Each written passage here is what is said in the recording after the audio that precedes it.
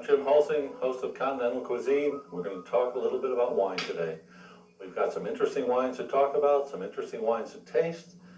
What we're going to try and do is talk to you about Burgundy and Chablis, two names of wines that are synonymous in this country with red wine and white wine, but where do they really come from? If you really dig into the word Burgundy, we in America call it red wine.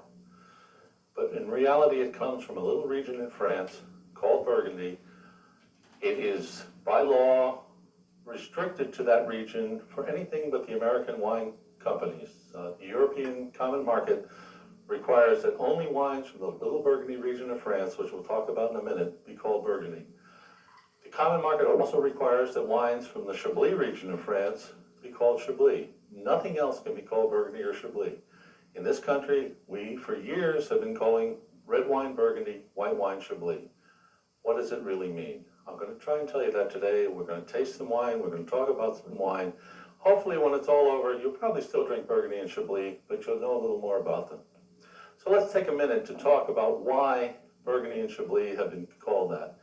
If you look back into the history of American wines, when Prohibition ended, we needed to call our wine something that got instant recognition so that we'd have sales again. What better than Burgundy and Chablis?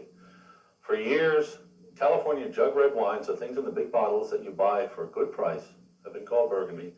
Things called, big bottle of white have been called Chablis. Lately, we've been getting another interesting definition. If you look at the wines, if you look at the bottles, we find that Chablis, little white wine, called Chablis in Chablis, it can be made from any grape they want, can be made to any taste they want. So if you like the word Chablis in a California wine, it requires you learn to like a certain winemaker or a certain style, because this is what they make.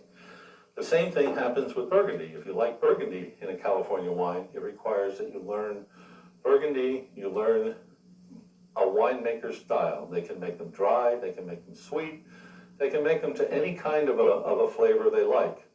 And you then get to the point where if you like Burgundy or Chablis, you have to learn a winery and keep drinking what they make, because wineries vary.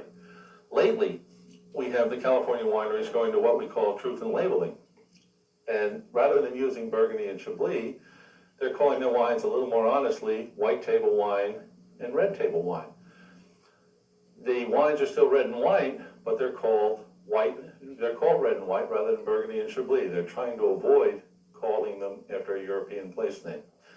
That's a little more interesting, but it scares a lot of us. And we say, well, it's not what we're used to, we won't drink it. But in reality, it's a little better wine, it's a little better flavor, it's worth tasting. So we have white table wine, and we have red table wine, which is again, it's an honest labeling, but it's not necessarily something that we're used to. It's not necessarily something that we drink, but it's a better wine. Usually I find that the people who call their wines red and white are using a little better grapes than the people who call their wine Chablis and Burgundy. This isn't always true, but usually it's true.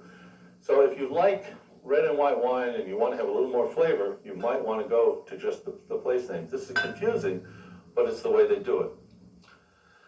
When we really get into wine, you end up dealing with the Burgundy region in France.